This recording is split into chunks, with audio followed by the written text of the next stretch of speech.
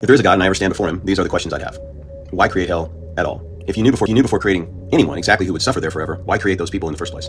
Not humanity in general. These are actual people, specific lives lived, people with 80 years of confusion and doubt and trauma and lack of understanding. Why design a reality where the consequence for a finite life is eternal suffering?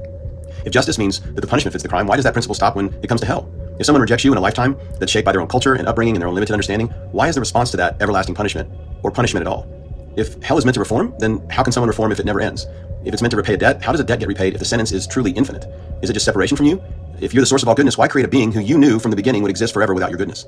Why tie eternal destiny to belief when beliefs aren't a choice? They're shaped by where we're born, what we're taught, and what we're able to understand. If you are all-powerful, was eternal torment truly the only possible outcome? And if you designed this system, knowing exactly how it would end up for each and every person, how is their eternal suffering not ultimately your responsibility? If I stood before God, I would ask him why hell exists. He's already making several assumptions, right? God exists, God judges, right? There's objective morality, hell exists, right? And, God has to answer to human moral standards, right? But, if an atheist claims, and if an atheist believes that there is no God, there is no revelation, there's no afterlife, right? Then this question wouldn't make sense, right? Because in an atheistic worldview, there is no standing before God in the first place, right? For asking whether hell is fair, we must first ask, why believe hell exists at all, right?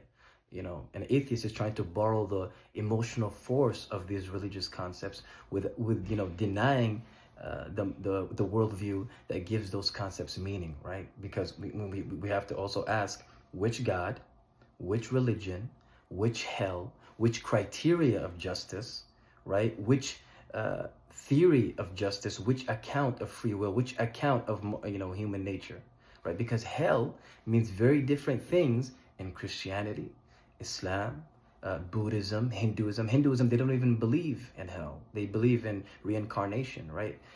Greek religion. So hell means different things in different worldviews.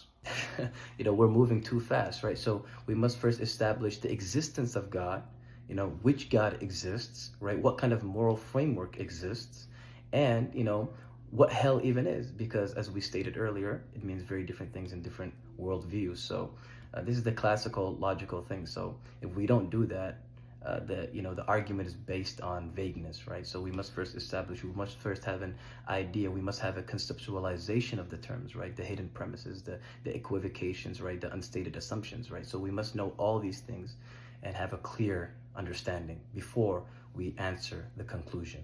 So you can't put God on trial before first proving there is a God, and which God, right? So